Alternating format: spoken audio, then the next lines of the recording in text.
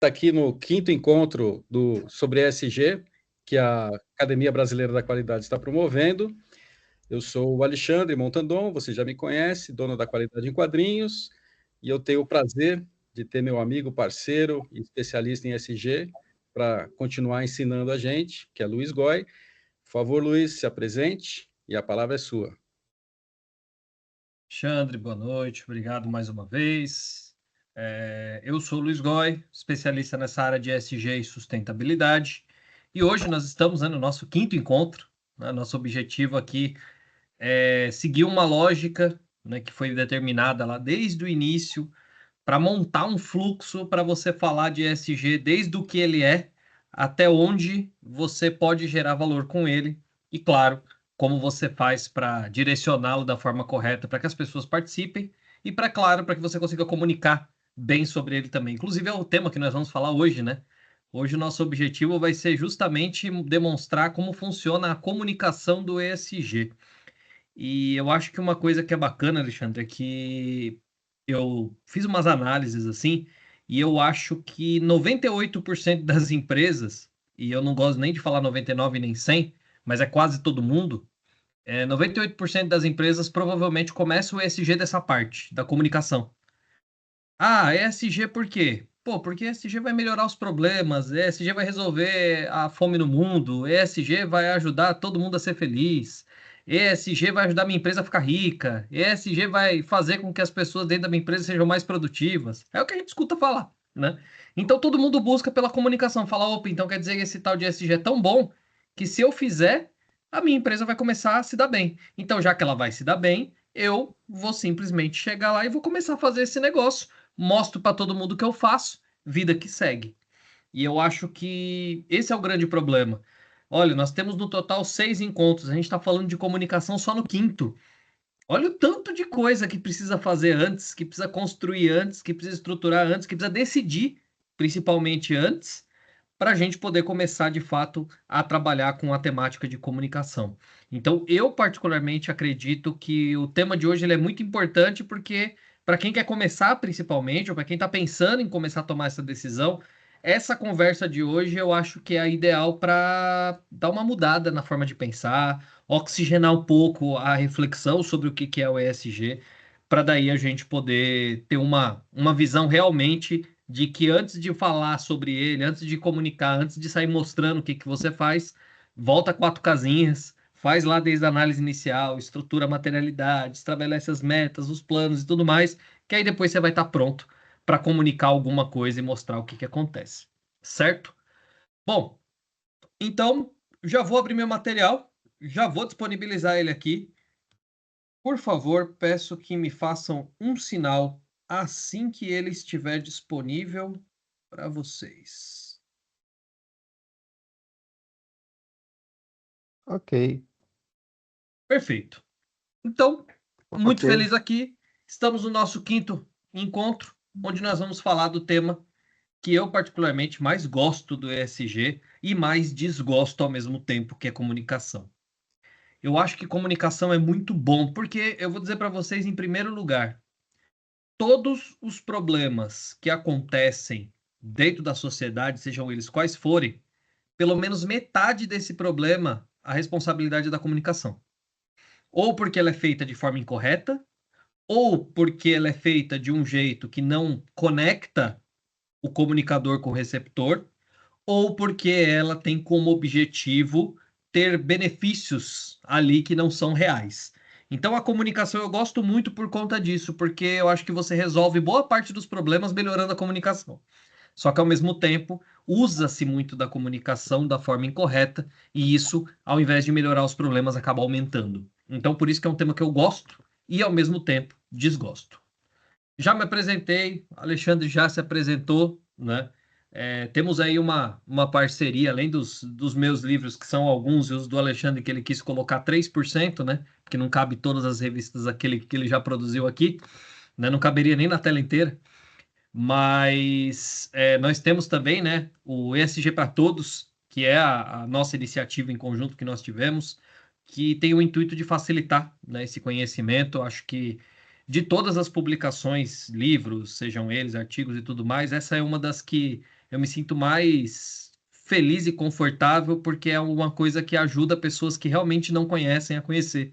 E eu acho que se tem uma coisa que o quadrinho faz é traduzir essa dificuldade, né? Existe um cara, né, que descobriu uma metodologia, que desenvolveu, na verdade, uma metodologia que é Feynman, e ele falava o seguinte, ele dizia assim, se você quer comunicar algo ou aprender sobre algo de forma bem feita, você tem que construir uma comunicação como se você a fizesse para uma criança que ainda não foi nem alfabetizada.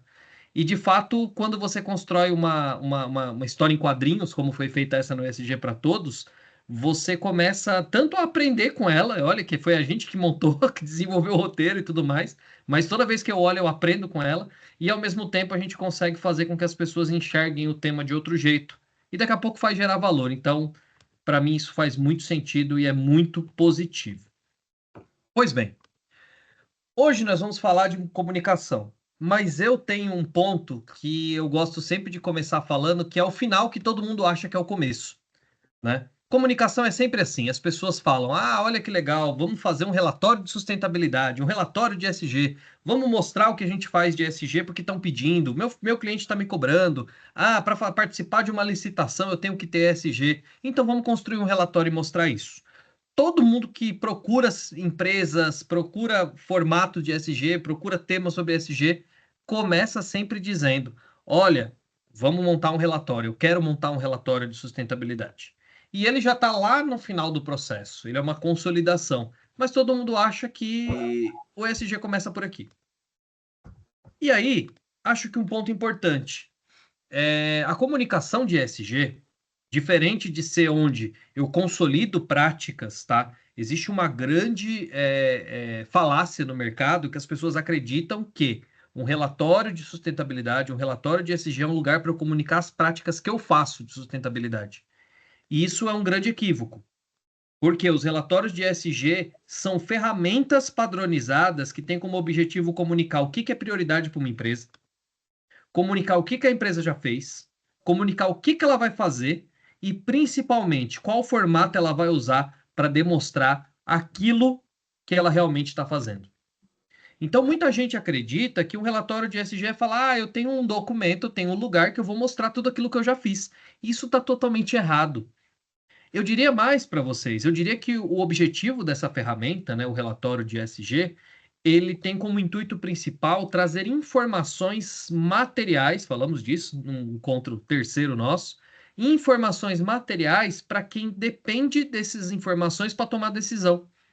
E aí o grande erro é, eu vou sair mostrando só as coisas boas, mas já que eu mostro só as coisas boas, como é que a pessoa toma decisão? Como é que ela sabe em que risco ela está se enfiando ao investir na minha empresa? Como é que ela sabe que tipo de problemas podem acontecer na natureza do meu negócio se eu não estou comunicando isso? Só estou mostrando o que eu faço de bom. O que aconteceu? O relatório de sustentabilidade de ESG, ao invés de ajudar o investidor, que é o objetivo, ele atrapalhou. Sabe por quê? Porque tem pesquisas já que mostram que a maior parte dos investidores não usam essa ferramenta como modelo de tomada de decisão, porque eles não acreditam. Porque a maior parte das vezes o que eles veem são empresas mostrando aquilo que elas fazem de bom. E tudo aquilo que elas não fazem de bom, tudo aquilo que elas estão fazendo, ou todos os riscos nos quais elas se envolvem, simplesmente elas não comunicam. Então, como é que eu vou acreditar? Ali só tem a parte boa. As empresas entenderam que o relatório ESG é igual à mídia social. Facebook todo mundo é feliz, Instagram todo mundo é bonito, LinkedIn todo mundo é bem sucedido, e assim a vida caminha. E na verdade, não. O objetivo é mostrar o panorama daquele exercício da empresa. Eu acho que esse é um dos grandes erros, tá? Então, ele serve para mostrar as prioridades, mostrar o que fez, mostrar o que vai fazer e como isso vai ser feito. E aí, é lógico, né? Tem aquela conversa, eu já comentei muito aqui, que tem um colega que fez esse comentário que eu achei muito interessante, que é aquela história, né? Planejamento que não é feito planejamente, vira planejamento, né? E isso, basicamente, traz o tal do greenwashing, que é o que está acontecendo na grande parte dos relatórios de sustentabilidade. Por quê? Porque nós, pessoas, somos ansiosos por natureza, né? Isso faz parte da nossa realidade. A gente não quer demonstrar aquilo que a gente vai fazer. A gente quer mostrar sempre aquilo que a gente já fez. Por quê? Porque quando a gente mostra o que a gente já fez, a gente aproxima as pessoas de dizer que a gente está fazendo algo bem feito, fazendo algo estruturado, de que nós somos bons naquilo, gerar uma boa impressão.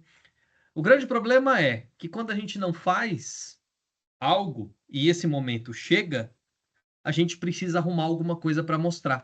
E essa alguma coisa para mostrar nem sempre é verdadeira ou não é totalmente verdadeira. E aí nasce esse tal de greenwash. Greenwash nada mais é do que eu dizer que faço alguma coisa para modificar a opinião de alguém sobre mim, principalmente do ponto de vista de sustentabilidade. Então eu digo que faço algo sem fazer corretamente ou levando ao engano aquela pessoa e no final das contas ela acredita nisso e não é uma realidade. Portanto, o grande erro dos relatórios começa aí. E os investidores acham que, na verdade, os relatórios de ESG são grandes fontes de greenwash, porque eles não têm como acreditar em tanta gente fazendo tudo de bom pelo mundo e o mundo desabando. Basicamente é isso, tá? Pois bem, agora, nós temos que entender que se a comunicação ela é importante, nós temos que entender que ela é a parte mais operacional da estratégia ESG e todo mundo acha que é a mais estratégica. Porque ela é a consolidação de tudo que a gente viu até agora aqui. Basicamente, ela vai determinar o que é prioridade, ou seja, eu uso a comunicação, o relatório de sustentabilidade de ESG, para quê? Para mostrar a minha materialidade. Ou seja, eu preciso priorizar aquilo que é importante, eu preciso dizer que eu trabalho naquilo que é importante. Isso eu faço através da materialidade, que nós já vimos aqui como funciona. Agora, o grande ponto é, o relatório nada mais é do que o reporte disso. Uma forma estruturada de comunicar que eu fiz essa materialidade e os temas que eu estou trabalhando, que eu estou colocando nesse relatório, vieram de uma análise prévia de priorização. E não que eu estou fazendo qualquer coisa aleatória porque eu acho mais bonito, porque eu acho mais legal ou porque está na moda. A materialidade é a ferramenta base e o relatório é só um caminho para eu mostrar que eu estou usando ela. Além disso, é a forma de eu mostrar como que eu faço a mensuração desses temas materiais. Ou seja, eu publico que métrica eu uso para controlar esses temas, essas ações e esses riscos, e que metas eu defini para garantir que eu vou continuar acompanhando esses temas com o passar do tempo. Além disso, lógico, eu vou determinar a minha estrutura de governança de quem vai fazer o quê, quem me dá respaldo e quem não dá, que área tem lá a responsabilidade conectada com a alta administração. Isso é um ponto importante, porque eu demonstro que tem uma estrutura clara que vem lá de cima me dizendo que, olha, isso é prioritário, então eu vou trabalhar por esse tema, e a pessoa que responde lá no topo da organização é tal pessoa. Isso também precisa estar disponível. E, claro, eu publico as metas, como a gente falou no nosso último encontro, de curto, médio e longo prazo. Aqui eu mostro o que eu vou fazer amanhã, o que eu vou fazer daqui a um ano e o que eu vou fazer daqui 20. No final, sempre priorizando aquilo que nós falamos. Eu trabalho naquilo que gera risco à reputação do negócio e aquilo que gera risco ao resultado financeiro. Então, eu posso publicar isso de alguns jeitos, tá? Digo para vocês, na verdade eu posso publicar de vários, mas idealmente existem alguns. O primeiro deles é o GRI, a Global Report. É o que? É um método que foi definido para demonstrar como que a empresa gerencia a sua materialidade e como ela mensura e demonstra de forma transparente os impactos que ela causa na economia, no meio ambiente e na sociedade. O GRI é uma instituição sem fins lucrativos que foi fundada lá em 1997, começou a definir padrões no ano 2000 e a partir daí foi se aprimorando. Só para vocês terem uma ideia, a maior parte dos relatórios de sustentabilidade do mundo são produzidas no formato GRI. Hoje está numa faixa de 3,7 a cada 4, tá? Então, muita gente usa o relatório do padrão GRI. Não só porque ele é baseado nos impactos que a empresa causa ao meio ambiente, causa à sociedade ou causa à economia, mas principalmente porque ele é o formato mais amigável. Porque o jeito dele de reportar é amigável. Quem lê o relatório GRI vê que ele é amigável, que ele é bom, que ele é flexível, que tem muito como colocar um storytelling, e por isso que as empresas preferem muito usar o GRI. Mas ele é um dos métodos.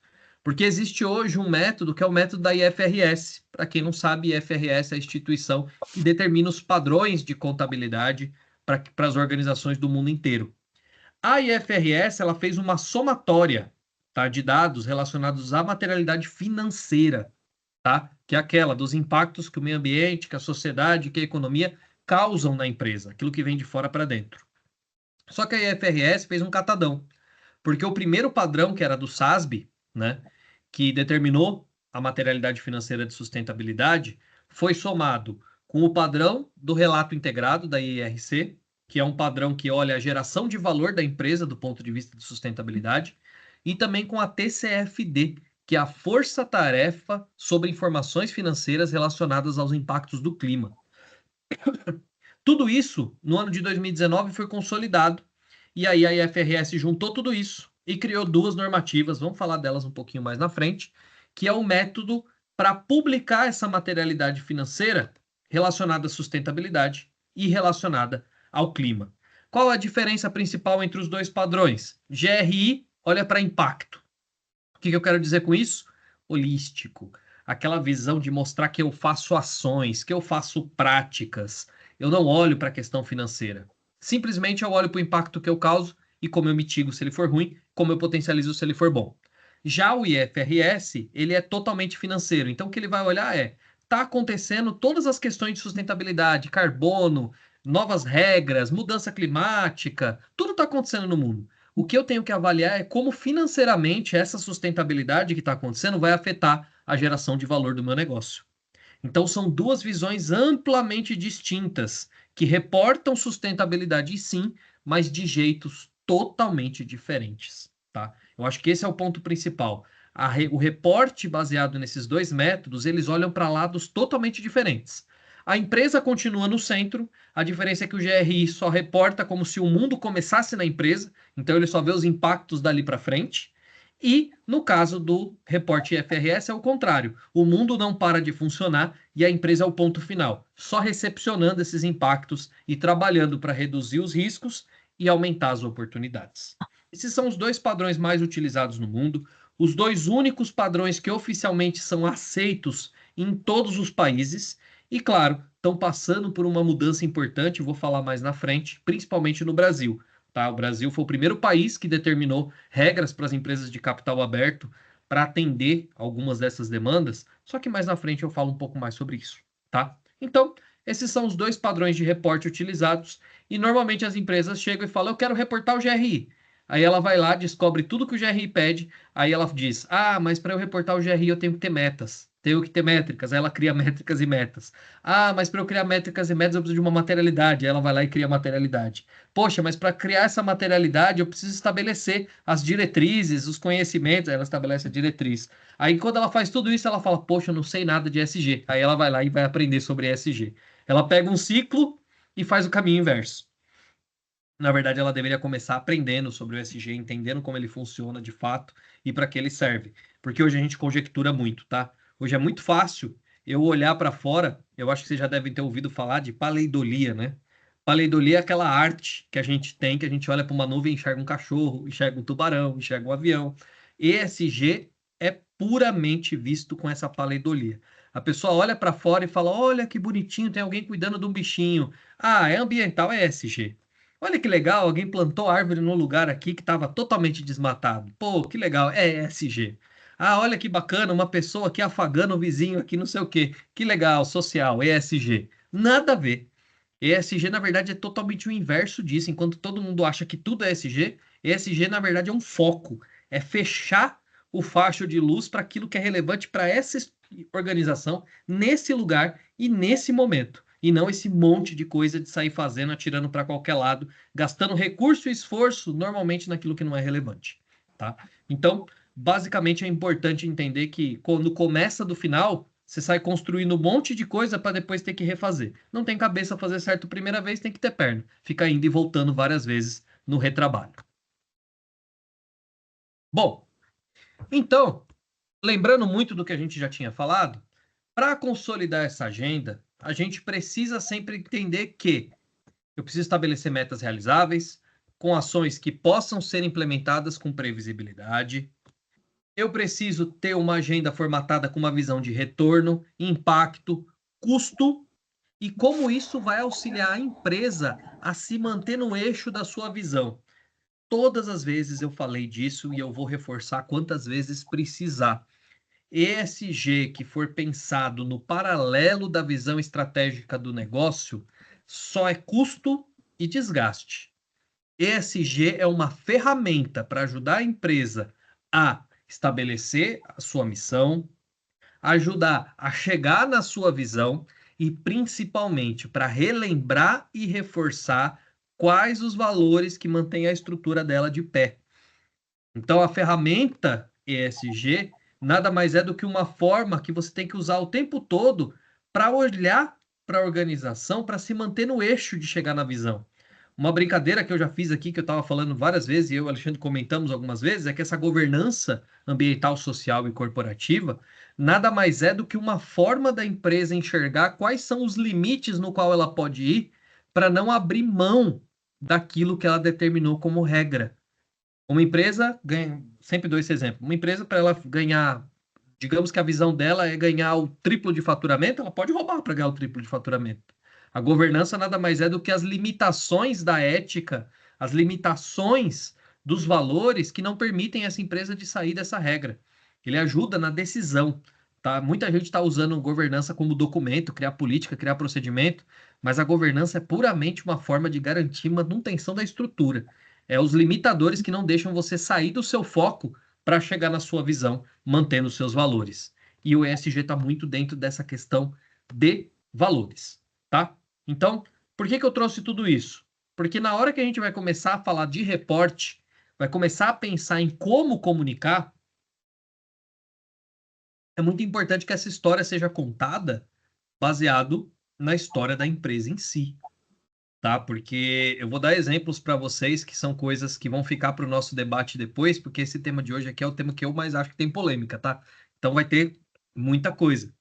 Mas é muito engraçado essa questão de valores ou como uma empresa, como é esperado que uma empresa atue, porque uma empresa que publica várias coisas sobre sustentabilidade relacionadas a posicionamento de agir mais, fazer mais ou alguma coisa assim, e depois ela vai lá e estrategicamente toma uma decisão que não é baseada nisso, todo mundo questiona. Olha lá o relatório da empresa dizendo que ela é responsável, compromissada e não sei o quê, mas na hora de tomar a decisão, a empresa vai lá e não faz assim.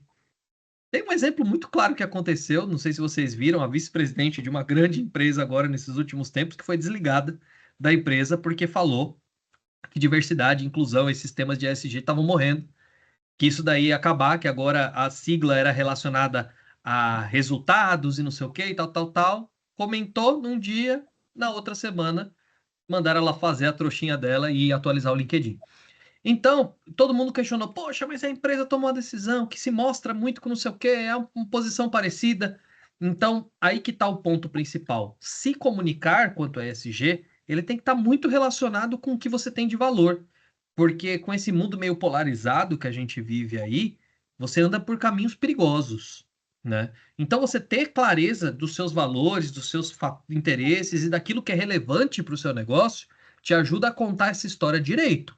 Senão, daqui a pouco você está contando uma história que nem você acredita nela. E aí, em algum momento, alguém vai falar alguma coisa que não está alinhada ou com os seus valores ou com a sua comunicação. E aí, ao invés do relatório virar uma ferramenta de suporte e engajamento das partes interessadas, ele vira uma armadilha. Tá? Então, importante a gente trazer isso. Bom, e falando dos reportes, o primeiro que eu queria trazer é o GRI. O GRI, como eu falei, é o mais utilizado. E o GRI, ele segue 3 padrões importantes de comunicação, tá? Então, quando vocês acessarem o relatório GRI de alguma empresa, vocês vão ver que isso vai estar lá. 3 fatores importantes. É só você ver cada título, vai ter uns numerozinhos marcados embaixo do título lá. Esses numerozinhos vai estar GRI 101.2, 102.3, vai ter vários números. E esses números são relacionados ao quê? Primeiro lugar, tudo que tiver escrito GRI 1, GRI 101, 102, 103, 104, 105, 110, eles são padrões universais. Ou seja, é o tipo de comunicação que, independente do setor, independente do porte, independente do tipo da empresa, ela tem que comunicar. Então, sempre que você vê GRI 1, para a empresa publicar um relatório atendendo às demandas do GRI, ela tem que publicar.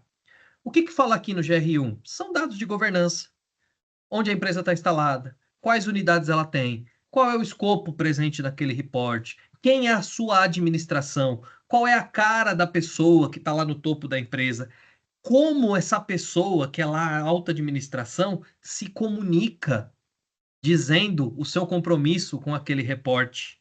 Então, tudo que vocês verem em GRI1 é isso. São padrões universais. Padrões que, independente da empresa, todo mundo tem que comunicar. Depois, eu tenho o GRI 200, 300 e 400. Que vocês vão ver 201, 202, 301, 302, 401, 402, 410. Esses são padrões de tópicos. O que que isso quer dizer? Ó, a materialidade. Você publica padrões de tópico baseado naquilo que é material para você. Se você acessar o GRI, você vai ver que tem milhares de temas de tópicos materiais. Por quê? Porque eu tenho os econômicos, os sociais e os ambientais, que estão no 200, 300 e 400. Só que eu só publico aquilo que está nos meus temas materiais. E aí essa é a hora que eu falei, poxa vida, vou publicar o GRI, agora eu descobri que tem esse negócio de tópico, então eu tenho que voltar e fazer minha materialidade. Por isso que ela vem antes. A materialidade, ela determina os temas relevantes, e a partir desses temas, eu olho para esses padrões de tópico e publico referente a eles. Então, se eu tenho um tema que é competitividade do negócio, é um tema super relevante, eu posso ir lá no GRI 201, se eu não me engano, que é desempenho econômico, e publicar informações sobre isso para mostrar como eu tenho transparência de um tema que é crítico para mim, de um tema que é relevante. Então, aqui no Padrões de Tópico, eu só publico aquilo que é material para minha empresa, material para o meu negócio. E depois eu tenho os padrões setoriais, que são padrões de desenvolvimento que estão em andamento ainda no GRI, mas que são temas relevantes para setores da economia. Hoje já tem mineração, agricultura, pesca, e está aberto para consulta pública setor de finanças e têxtil. Basicamente, qual é a diferença? A diferença é que, além de fazer a materialidade, determinando os temas que eu acho que são importantes para o meu negócio, o GRI estabelece uma lista de temas no meu setor que ele fala: olha para essa lista aqui e vê se nenhum deles não é relevante para você. E são temas que estudos do GRI desde 1997 vêm sendo levantados para saber o que é importante. Por exemplo, digamos que a minha empresa é uma empresa que usa muita energia. O tema material energia vai estar lá. Digamos que a minha empresa é uma empresa que é do setor de siderurgia. O tema emissão de gases de efeito estufa vai estar lá. Digamos que a minha empresa é de agricultura e pecuária. O tema de emissão de gases vai estar lá. O tema de perda de biodiversidade, de conversão de áreas, por exemplo, de desmatamento. Então, ele estabeleceu temas que são muito na cara, que são importantes. E aí, se o setor da empresa estiver dentro desses temas, é importante que ela dê uma olhada e determine ali se algum deles é relevante para ela. Normalmente, vários são, tá? Mas só que é importante, não é só porque os temas ali são relevantes que eles devem ser usados sozinhos. Sempre antes vem a materialidade, que a empresa tem que determinar por si só aquilo que tem mais risco, aquilo que a gente já falou lá atrás. Como eu falei, o GRI olha para esse padrão muito de impacto. Que impacto eu causo à economia, ao meio ambiente, à sociedade. E a IFRS chegou para mudar tudo isso. Por quê? Porque ela determinou duas diretrizes. Primeiro, divulgações financeiras sobre sustentabilidade, IFRS S1. Ou seja, como é que essa sustentabilidade lá fora impacta o resultado financeiro do meu negócio. E, em segundo lugar, divulgações financeiras relacionadas ao clima. Ou seja, como é que a mudança climática, as regras do clima, os riscos podem impactar financeiramente o resultado do meu negócio. Vejam que é uma análise totalmente diferente, mas isso veio de padrões que vieram da Força Tarefa TCFD, que eu comentei, relacionadas ao clima, que ela segue uma lista lógica. Primeiro, você é obrigado a reportar governança. Ou seja, para começar a reportar um dado aqui do IFRS, eu preciso dizer qual é a estrutura de tomada de decisão e de gestão desses assuntos. Eu tenho que começar daí. Tenho que dizer onde começa, se tem um comitê, se tem uma comissão, se tem um grupo, se tem suporte externo, se não tem. Na alta administração, se tem algum dono que cuida disso. Eu começo por aí.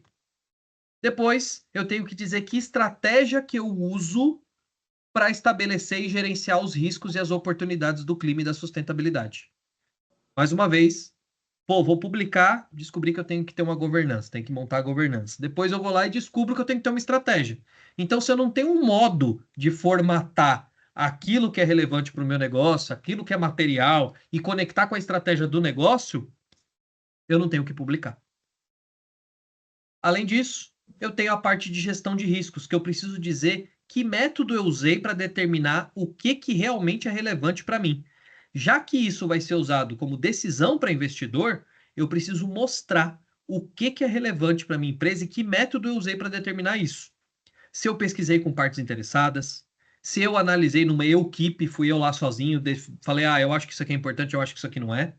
Se por acaso eu fiz alguma exclusão de algum tema, ou inclusão, a minha escolha, e principalmente se eu usei alguma metodologia reconhecida internacionalmente para me dar essa diretriz de gestão de risco.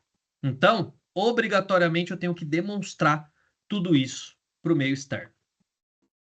E lógico, depois disso, então, já que eu sei a minha governança, montei minha estratégia e formatei minha gestão de riscos, eu preciso falar que métrica que eu vou usar para acompanhar esses riscos e que metas eu vou determinar para fazer com que esse risco se reduza.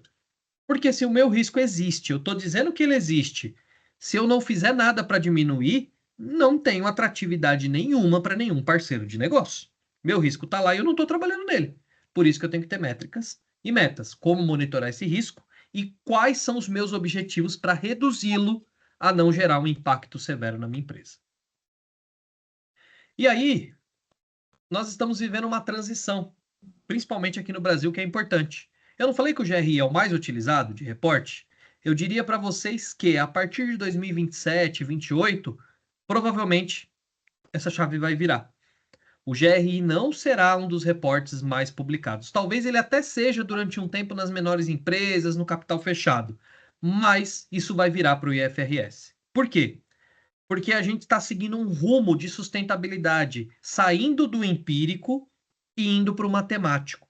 Porque no final do dia, todas as empresas querem ter resultado financeiro, garantir sua continuidade. Então, essa sustentabilidade do GRI, que é muito legal, que é muito bacana, que é muito bonito, de olhar para o impacto, no final das contas, como é que eu consigo mensurar? Como é que eu consigo olhar lá o retorno sobre investimento? Como é que eu consigo enxergar tudo isso? Eu não consigo. Então, a gente está numa transição. E o Brasil está passando por essa transição, principalmente nas regras de capital aberto. Só para vocês terem uma ideia, a CVM publicou em 2021 uma resolução que é a 59, que dizia o seguinte: empresas presentes com ações disponíveis na bolsa, vocês precisam informar se vocês publicam relatos de sustentabilidade e se seguem alguma diretriz, se vocês fazem uma análise de materialidade, se vocês inventariam as emissões de gases de efeito estufa e se priorizam os objetivos do desenvolvimento sustentável alinhados. O que a CVM disse aqui? Empresa, se vira e me diz aí o que você faz. Mas eu sigo o método GRI, avalio, mas eu não tomo decisão nenhuma com isso. Não importa, eu só quero saber o que você faz. Basicamente, isso aqui é o GRI. Relatar, relatar, relatar, relatar e relatar. Ou seja, eu mostro, e na maior parte das vezes eu não vou parar em lugar nenhum. Isso a resolução CVM 59 definiu. E era muito a decisão do mercado e a visão do mercado naquela época. Por quê? Porque ali a gente queria descobrir se as empresas de capital aberto estavam fazendo alguma coisa de sustentabilidade. E principalmente queria engajar elas a, no mínimo, olhar para o tema e começar a estruturar algo. Lógico, isso não foi o bastante. Aí a CVM publicou a CVM 93, em 2023, que é a 193. Que foi o quê? As empresas de capital aberto, a partir do exercício de 2026, ano que vem, elas vão ter que publicar relatos de sustentabilidade atendendo essas diretrizes que eu falei, IFRS S1 e S2, que na verdade já foram traduzidas e adaptadas no Brasil para CBPS 01, CBPS 02, que é o Comitê Brasileiro de Pronunciamento sobre Sustentabilidade, que é basicamente uma tradução mesmo, tá? Tropicalizações mínimas. E aí, elas precisam também, no primeiro exercício, além de fazer tudo isso, criar uma asseguração limitada e, no segundo exercício, uma asseguração razoável. Ou seja, em 2026, ela tem que fazer uma análise de uma auditoria de terceira parte, independente, que, no mínimo, verifique se tudo que foi pedido na norma foi realizado. E no segundo ano, lá no exercício 27, elas vão ter que ter uma revisitação por uma auditoria que faça assim como são nas análises financeiras, uma verificação razoável. O que isso quer dizer? Além de verificar se atendeu a normativa, verificar a fonte de dados dos números, verificar se os números são verdadeiros e, principalmente, se eles têm rastreabilidade. Olha o que mudou aqui. Antes eu perguntava se você fazia ou se você não fazia, se era ODS, se não era, se era legal, se não era. Agora eu quero saber quanto custa a sustentabilidade para você e quanto vai custar se você não fizer nada. E, inclusive, eu vou pedir que alguém audite esse custo para ter certeza que você não está me falando uma informação falsa. Mudou tudo. A partir de agora, a sustentabilidade que era bonitinha, a sustentabilidade que era bacana, que eu publicava aquilo que eu achava bom, agora virou contábil. Agora eu sou obrigado a publicar numericamente quanto a sustentabilidade custa para mim hoje e, principalmente, quanto ela vai custar se eu não fizer nada. Olha a importância da materialidade de novo. Sair fazendo um monte de ação para ganhar marketing vai me fazer gastar mais dinheiro. Eu vou mostrar numericamente isso para o investidor vai falar: essa empresa não sabe o que ela está fazendo. Está gastando recurso no lugar errado, para que eu vou investir nela? De jeito nenhum. A que faz uma materialidade, que determina o que é risco relevante, que atua financeiramente nisso, vai mostrar que, nas perdas e ganhos, o investimento que ela faz gera retorno. E onde ela decidiu não investir, é porque o impacto é menor. Ou seja, a sustentabilidade virou numérico. Agora sim a gente está falando de ESG, que é aquela coisa que nasceu no mercado financeiro para que as empresas consigam enxergar de fato como proteger a sua reputação e seu resultado financeiro. Então, essa mudança vai alterar completamente os aventureiros da sustentabilidade. É tanta gente se aventurando porque é legal, porque é bacana, porque é bonito, mas agora que o negócio é matemático, muita gente vai desistir porque não vai ver mais que é esse mar de rosas, tá? E aí, no Brasil, as empresas que querem fazer isso de forma voluntária já podem. E, inclusive, 2 empresas fizeram, e eu sugiro depois que vocês leiam os reportes dessas empresas, que foi a Renner e a Vale, tá? As 2 publicaram, eu li os 2 relatórios. Para mim, o relatório da Renner ele é um pouco mais conciso, o da Vale ele ainda é muito amplo, mas isso é normal no primeiro ano. E as empresas são permitidas a publicar apenas o S2 no primeiro ano, apenas os dados relacionados aos impactos do clima, porque a sustentabilidade é muito mais ampla, elas vão poder fazer isso no segundo ano. Essas 2 empresas que eu falei para vocês publicaram apenas relatos relacionados ao clima. E acreditem, tá? O número de justificativas, imprecisões e possibilidade de erros nos dados são altíssimas. E olha que são 2 empresas que mexem com sustentabilidade há muitos anos, mas nunca pararam para analisar isso numericamente. Vejam que mudança que vai acontecer. Vejam que agora eu vou ter que contabilizar tudo. Eu vou ter que trabalhar com uma percepção muito mais forte. Por quê? Eu começo a impactar ativos da empresa. Eu começo a impactar investimentos. Eu começo a impactar, inclusive, depreciação. Tudo isso começa a se conectar com a sustentabilidade, tá? E por isso que ela tem que estar na estratégia do negócio. E aí, eu acho que esse é o ponto principal na comunicação, que é o desafio. Porque agora o nosso grande desafio é tornar uma sustentabilidade não financeira em um ESG que seja puramente estratégico e financeiro. Ou seja, o objetivo verdadeiro dele, que até agora ninguém gostava de falar. A gente falava de sustentabilidade ESG com essa paleidolia que eu comentei. Ah, cada um faz uma ação aqui, uma ação dali, acha que é bonito, acha que é legal, e tudo vira ESG e a vida segue. Resolve todos os problemas do mundo. Mas, na verdade, agora, o que se espera é que ele seja numérico, que se espera que ele tenha uma visão financeira. Até como spoiler, até como entendimento para vocês, a União Europeia tinha um método de reporte que ela tinha estabelecido antes do Green Deal, ali eu acho que até 2013, que era o relato de informações não financeiras. As empresas publicavam a sustentabilidade lá dentro, que eram informações não financeiras. Agora, as empresas têm que publicar o relato de sustentabilidade como informações financeiras. Então, ao invés de eu simplesmente usar dados de sustentabilidade por usar, agora eu vou precisar quantificar e dar número, preço, custo para tudo.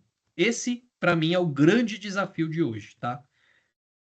Essa diferença trouxe, então, que as empresas não podem mais usar só a materialidade de impacto como padrão. Porque só olhar o impacto que eu causo não serve mais. É aquela história, tem empresa que diz, eu tenho uma alta maturidade climática. Por quê? Porque eu faço inventário de emissões. Beleza, você pode zerar sua emissão de carbono. O aquecimento global vai continuar acontecendo e você vai ser impactado. Não é porque você emite zero de carbono que se você tivesse lá no Rio Grande do Sul no ano passado, que a enchente não ia te afetar. Esse é o ponto agora atual da visão da sustentabilidade. As ações podem acontecer, a empresa pode ser muito proativa, só que se ela não tiver resiliência para se proteger do que está acontecendo lá fora, ela vai ser afetada financeiramente. Essa é a busca dessas novas diretrizes.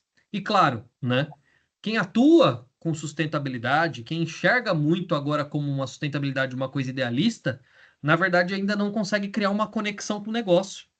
A maior parte das pessoas que trabalham, que olham para a sustentabilidade e que seguem a sustentabilidade como tema, não conseguem enxergar a estratégia. E essa é uma grande dificuldade hoje para a gente conseguir fazer isso daqui virar valor. E claro, né? A gente tem que entender que a gente já começou a se acostumar que sustentabilidade e finanças são área de choque, né? Porque a gente fala que eles olham para lados distintos. Infelizmente, né, a gente aprendeu a história do binário, do 01, 01, 01, então tudo tem que ser 0 ou 1. Mas entre o 0 e 1, tem milhares de 0,1, 0,11, 0,12, 0,13, 0,14. Então, finanças e sustentabilidade, eles não são antagônicos, eles são uma conexão. Não existe um trade-off nessa conversa. Na verdade, é tudo uma mesma coisa. A diferença é que a sustentabilidade é um jeito de analisar a perenidade em médio e longo prazo do negócio, através de riscos que vão surgir e que podem afetar o resultado financeiro. E hoje, dentro da maior parte das empresas, o que se enxerga é a sustentabilidade como um custo e uma despesa, e aí você acaba tendo duas estratégias: uma estratégia para ter resultado financeiro e uma estratégia para ter sustentabilidade. E isso não poderá mais existir nesse tipo de análise de hoje, tá? E aí, lógico, todo risco tem uma oportunidade, e a grande oportunidade é que ainda falta muita gente que olha para uma transição como uma oportunidade de negócio. Pouquíssimas pessoas conseguem enxergar a sustentabilidade como um meio de as empresas passarem por uma transição de um mundo que precisa mudar a forma de pensar. E isso vem acontecendo faz tempo, tá? De 1950, 60, 70, a gente veio criando diretrizes, regras e formas de enxergar a sustentabilidade diferentes, porque a gente foi aprendendo com isso. Até 1988, quando o IPCC determinou que, de fato, o impacto climático existia por conta da emissão antrópica feita pelo ser humano, até lá a mudança do clima era algo natural e normal. A gente não achava que eram as máquinas a vapor, que era o combustível fóssil que causava isso. Em 88 a gente descobriu. Então a gente vai ter várias descobertas e vários aprendizados com esse tempo. E falta gente que consiga enxergar isso como oportunidade de negócio. Porque hoje, ou enxerga a sustentabilidade como um custo, ou enxerga como um ideal. E na verdade ela não é nenhum dos dois. Sustentabilidade é um jeito de garantir que as empresas e organizações se mantenham para que a sociedade também se mantenha. Porque ESG é uma visão que começa ambiental, porque são onde os impactos afetam o nosso recurso principal.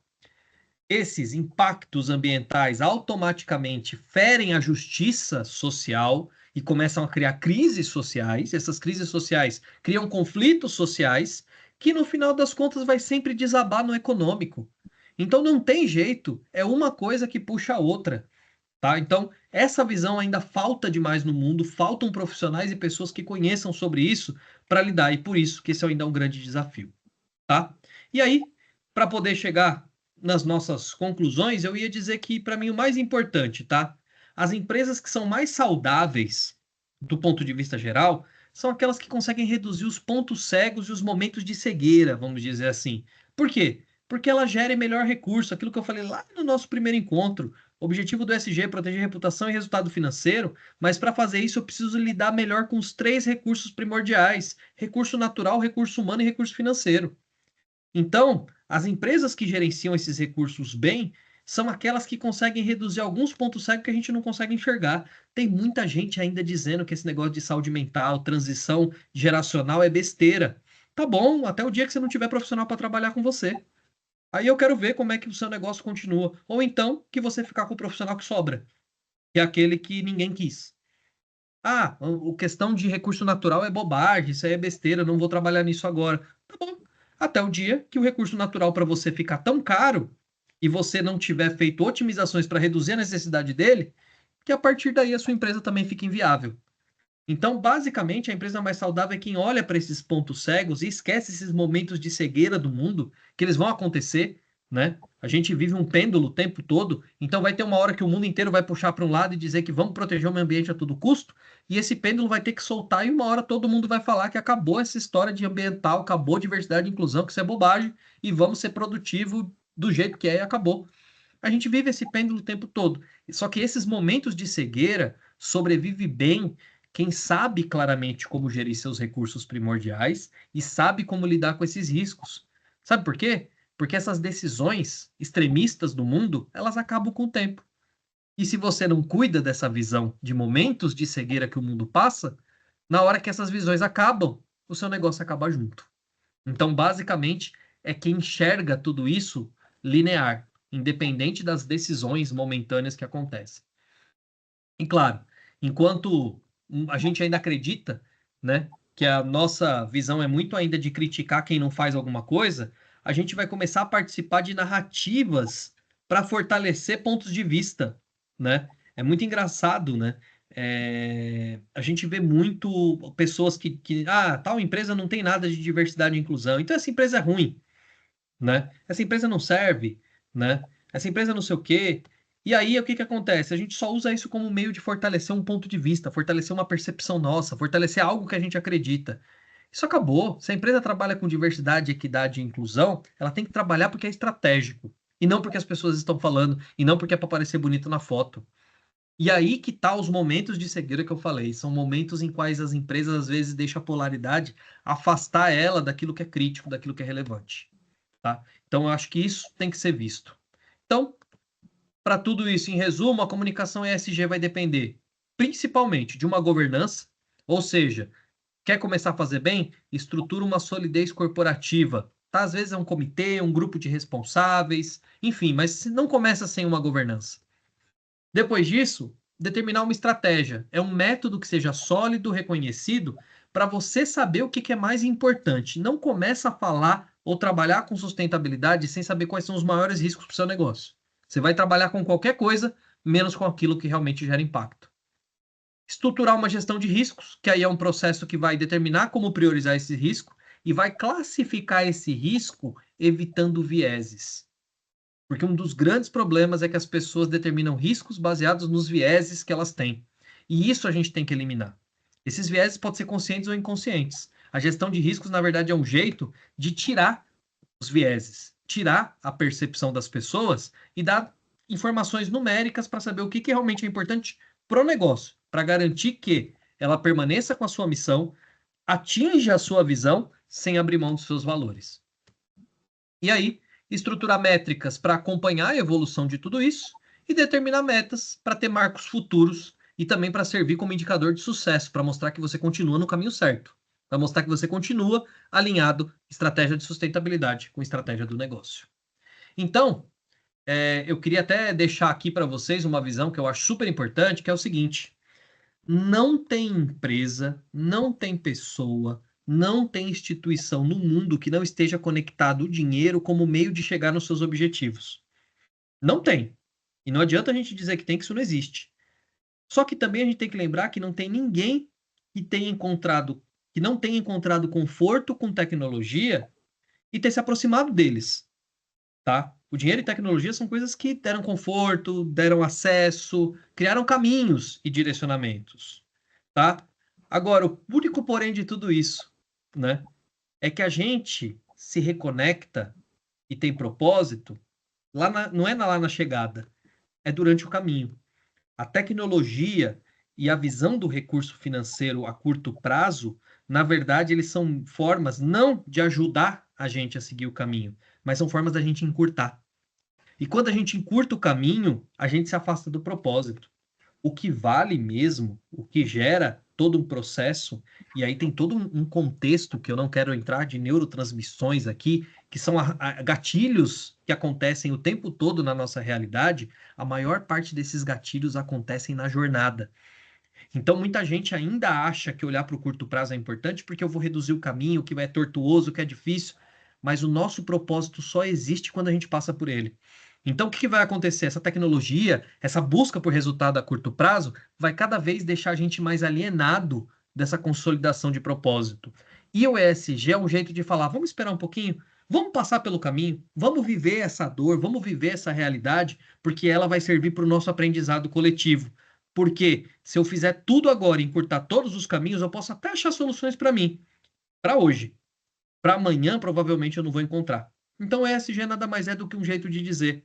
Eu costumo dizer que é o back to basics. Vamos voltar para o natural? Vamos passar por todas as fases das dificuldades, porque a chegada, quando você chegar lá, você vai ver que é legal, mas por um curto prazo de tempo. Bacana mesmo é o caminho que vai até lá, porque é nesse caminho que você aprende e é ele que te ajuda a estruturar um propósito, seja como pessoa, como sociedade ou como negócio. E aí, eu acho que o que fica para nossa reflexão e discussão é a gente pensar: será que a gente está conectado com o caminho? Ou será que a gente não está o tempo todo conectado com a chegada? Será que essas soluções que estão surgindo para a gente, super inovadoras, jeitos inovadores de chegar no sucesso e chegar não sei aonde e tudo mais, não está fazendo a gente só pensar na chegada e esquecer que o importante é viver o caminho mesmo? Eu acho que o ESG é um jeito de você aprender a fazer isso. Mas antes de tudo, eu acho que nós temos um aprendizado interno como pessoa e como coletivo que é se conectar de volta com o caminho, porque se a gente estiver o tempo todo olhando para a chegada, a gente deixa de viver a melhor experiência, que é construir um propósito e um legado, que eu acho que é o que todo mundo quer, olhando para o longo prazo. Tá certo? E aí, para fechar com a nossa reflexão de sempre, não esquecer, né? A gente tem que lembrar que empresa saudável é a empresa que consolida bem uma estrutura do lado de dentro e reverbera tudo isso do lado de fora. Então, se a máscara de oxigênio cair, coloca ela primeiro em você para depois você ajudar quem precisa. Se você fizer o contrário, morrem os dois. Certo? E, basicamente, é só tudo isso. Muito obrigado, Alexandre. Deu uma esticada absurda hoje, hein? Cara, foi muito bom. O Evandro já levantou a mão porque ele fez um comentário no chat bem curioso. Pode falar, Evandro. O comentário você pode deixar lá, tá? Não vou ler, não. Eu queria fazer um. Nem é uma pergunta, é um comentário mesmo. Mas não é do chat, não. É, Se eu entendi bem, Luiz, assim, está em conformidade com a CVM 1093, quer dizer, a empresa relatou com transparência seus riscos e impactos, né? Ambientais, climáticos, de forma padronizada e pode ser auditado, se quiser. Correto, não é isso? Deve ser auditado. Sim. Não significa que, exemplo, Vale ou Renner, né, que já estão atendendo, né? Não significa isso que ela não tem impacto negativo. Assim, na prática, a empresa pode ter 1.000 impactos graves e mesmo assim está cumprindo a norma, porque ela só tem que fazer o relato adequado. Se ela fez o relato adequado, ela está atendendo. É isso? Exatamente. Atendendo o que o relato pede. Ah, então a Vale pode estar fazendo o que quiser da natureza, desde que relatado com transparência está atendendo a CVM. É isso aí. Mas tem a questão da consequência, né? Porque ela tem acionistas. E se tiver no relato transparente e honesto dela, com as metas fora daquilo que os acionistas estão esperando, isso vai trazer consequências. Não é só, simplesmente eu faço do jeito que eu faço e pronto, cumpri a norma. Não estou à busca de um certificado. Eu estou à busca Mas por de outro continuar a lado, perenidade da minha empresa e eu preciso dos acionistas. o Alexandre, como o Luiz falou, não há empresa no mundo, né, nem pessoa, nem instituição, que não esteja conectada ao dinheiro como meio de chegar ao seu objetivo. Então, se o Isso. acionista está lá visando o dinheiro, o acionista ele vai investir mesmo que seja prejudicial para a natureza. Ele está olhando só o dinheiro dele, né? Aí é que tá. Eu acho que Então, esse é o ponto.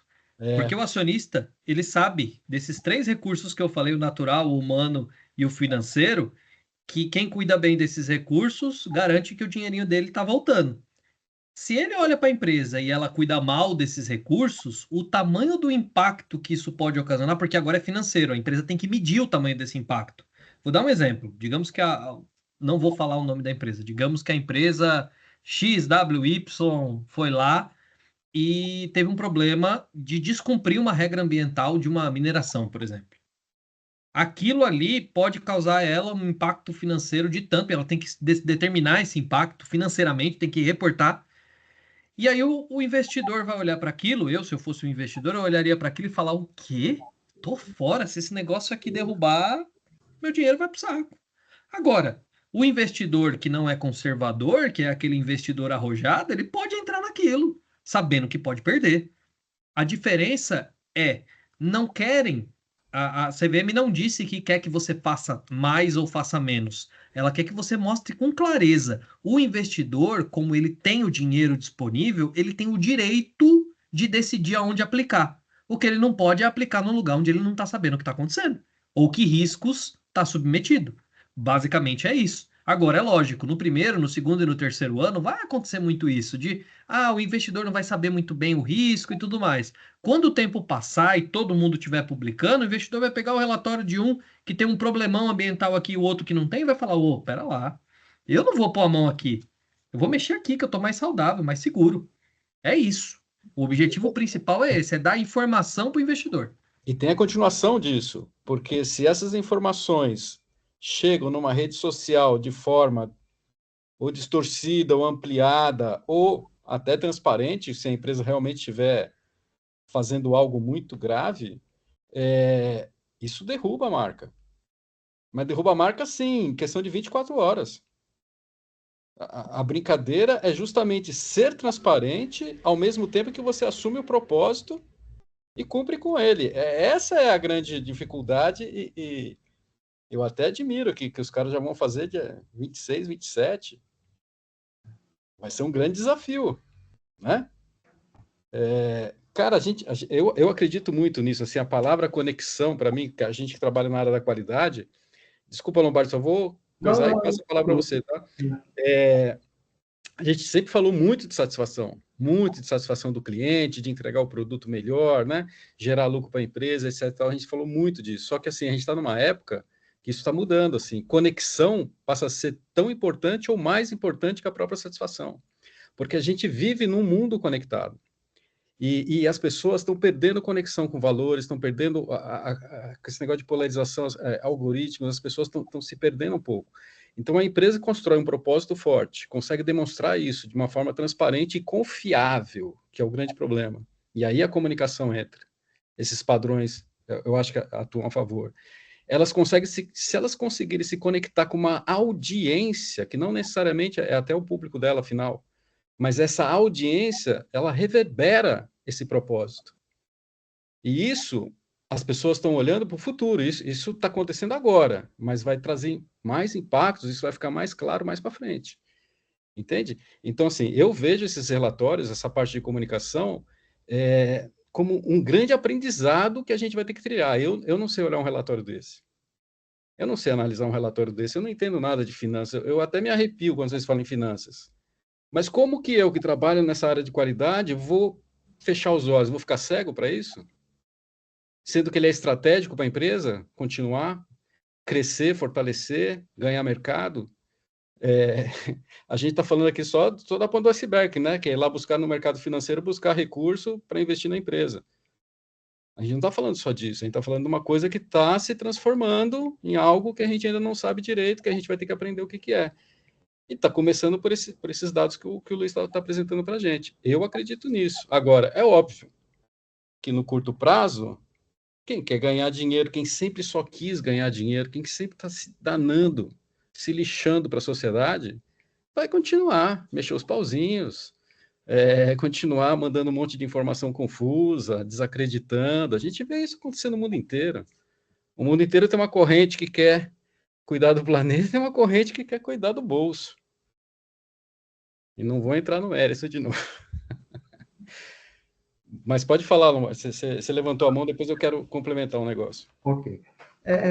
Parte das minhas questões já foram até respondidas por vocês, mas eu estou imaginando aqui um caminho que ocorreu no passado com a exigência dos relatórios contábeis.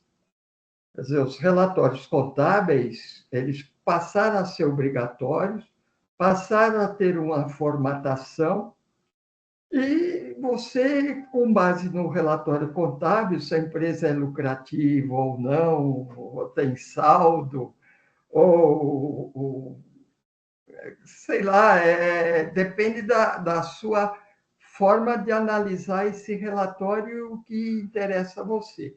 Então, deve estar havendo esse mesmo processo para esses requisitos do ESG.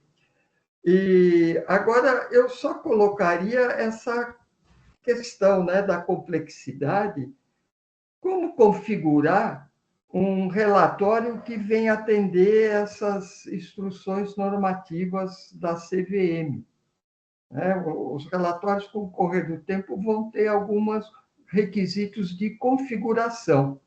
E eu até pergunto, Luiz, se já existe algum organismo, tipo a ABNT, tá? Ou tipo, vamos dizer, administração contábil, né, que regula essas colocações do planejamento financeiro, se no SG já existe algo, vamos dizer, parecido se formando, além, é claro, do ambiente aí financeiro das empresas sociedade anônima. Bom, vamos lá. Alguns pontos importantes aqui que eu acho que são interessantes. Primeiro, quanto a ESG, não existe.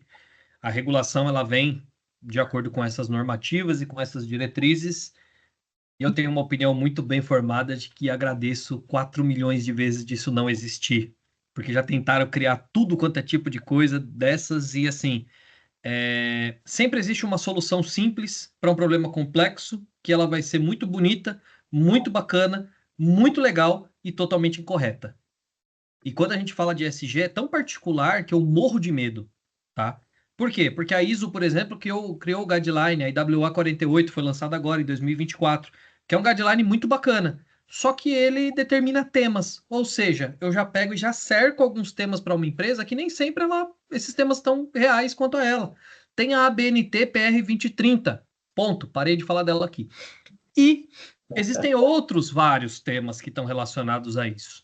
O ponto principal é que eu acho que o ESG é uma temática que está voltada a riscos e oportunidades. Então, para mim, não precisa reinventar a roda. Se você fizer uma gestão de riscos baseado num processo COSO, numa ISO 31000, estabelecer esse processo numa 31010, e se você formatar um processo de materialidade baseado no MEFRAG, seja qual for, você está garantindo isso. Você já está determinando essa sistemática. Claro, te entendo, porque eu sei que é complexo, mas a normativa ela é super simples de ser entendida. Ela não é fácil de ser realizada, mas ela é simples de ser entendida. E o principal, ela já tem um fluxo de transição ao final dessa normativa que te diz claramente os pontos que vão acontecer. As dificuldades que provavelmente você vai enfrentar, a dificuldade de traduzir financeiramente esse dado no primeiro ou no segundo ano, tudo isso já está previsto. Então, tudo isso vai ajudar as empresas a atenderem essa questão. E aí, só para complementar um ponto passado ali da conversa que a gente teve, para até abrir um espaço aqui, um dos pontos principais dessa história que vocês estavam falando ali, o investidor que vai querer, que não vai querer e tudo mais. Vocês lembram que eu comentei que dos 3 recursos que vão ficar escassos e mais relevantes, um deles é o financeiro, né? O recurso financeiro vai acabar também. Só que não entendam que o recurso financeiro vai acabar, simplesmente acaba e parou, já era, né? Falta. O que vai acontecer é que a escassez do recurso financeiro vai fazer com que ele fique cada vez mais sofisticado. O que eu quero dizer com sofisticado? Hoje o recurso financeiro, ele basicamente, o tradicional, tá? Captação de recurso financeiro basicamente é o quê? Taxa, vou falar Brasil, tá? Taxa Selic, a base de risco nacional obrigatório pelo Banco Nacional, pelo Banco Brasileiro Central que determina lá. Custo de captação é o custo para aquele fundo, aquele banco, na hora de eu te oferecer o crédito, quanto custou para ele aquele valor. E depois tem um negocinho ali que a gente chama de taxonomia de risco, que tem 5 milhões de coisa enfiada lá dentro, que hoje é estimado e superestimado. Superestimado, tá?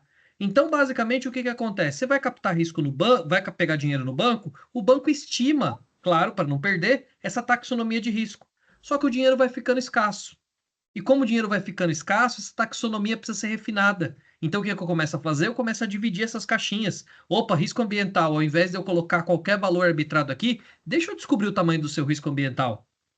Ah, ao invés de colocar qualquer valor no risco social, deixa eu descobrir seu risco social. Ao invés de colocar qualquer valor no risco de governança, deixa eu descobrir. Por quê? Porque isso vai pegar esse pedaço do custo do dinheiro e vai dar uma enxugada ou uma inflada.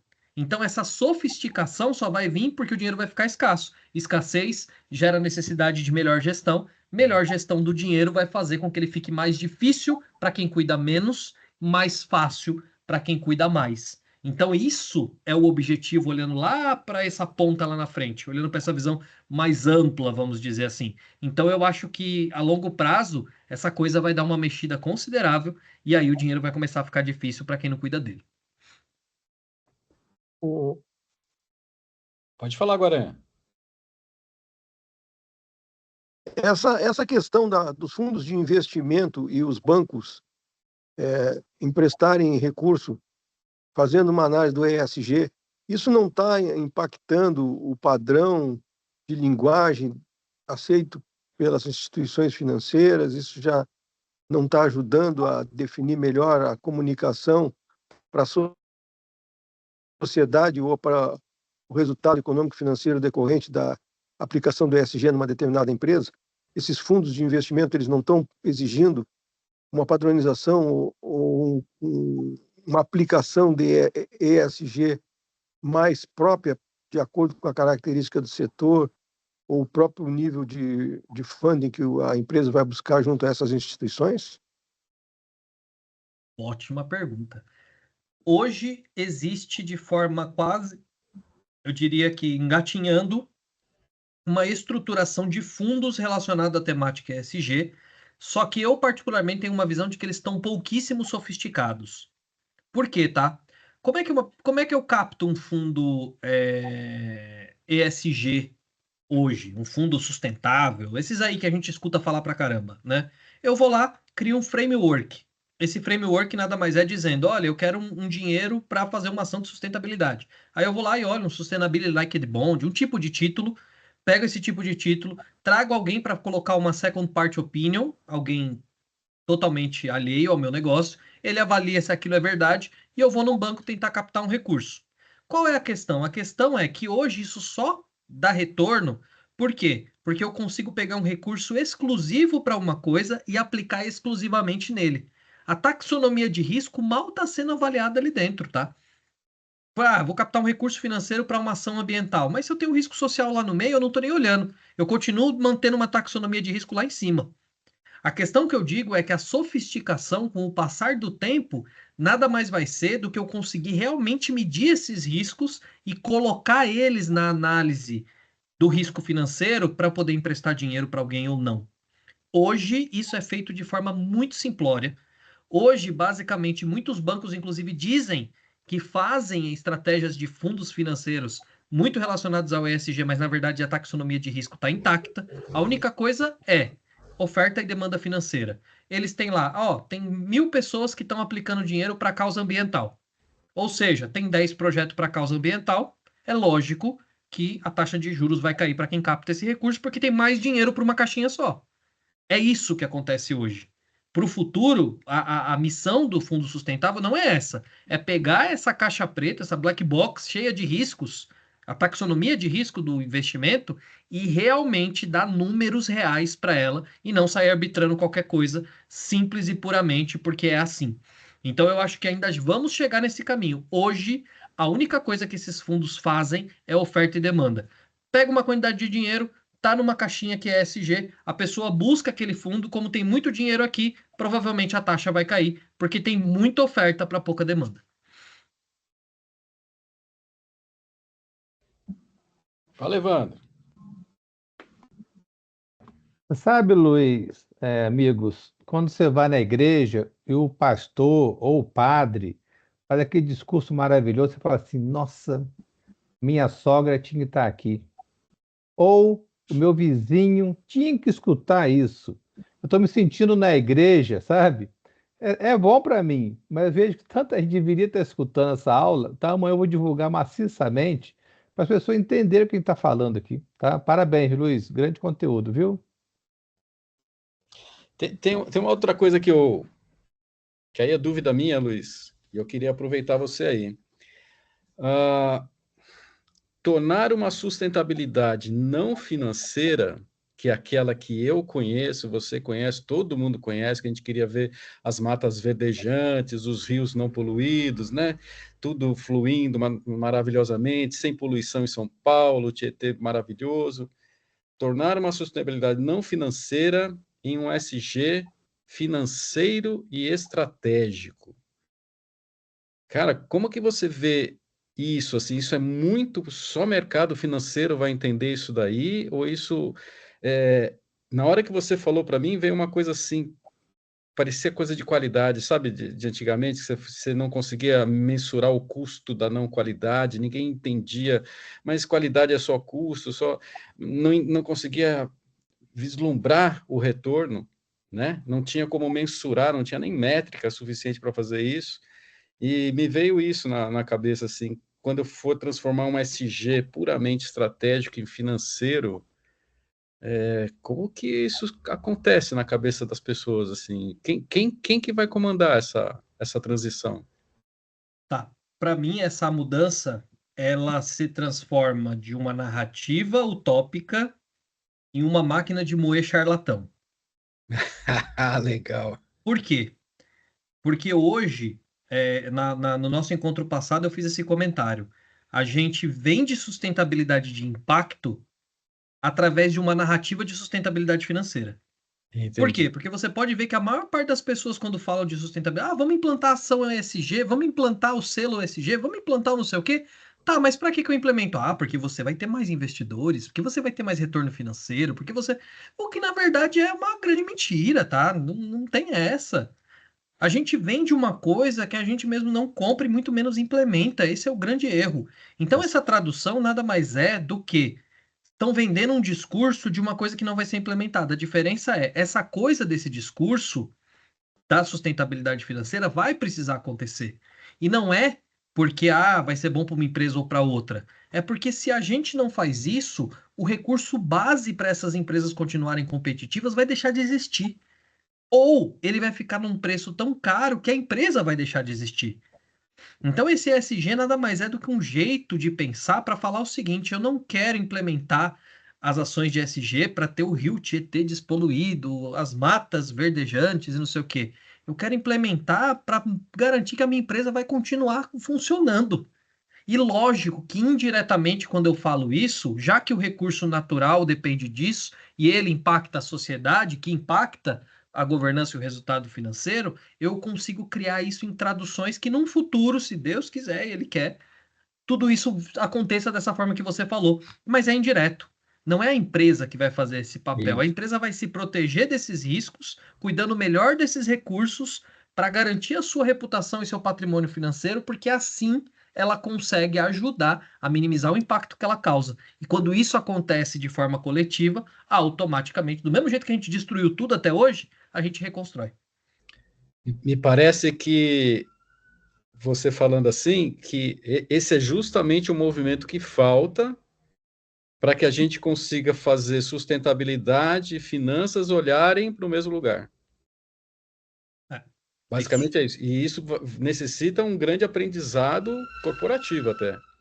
Provavelmente já tem Eu, empresas que sabem fazer isso, mas a grande maioria, pelo que eu entendo, nem sabe o que é governança.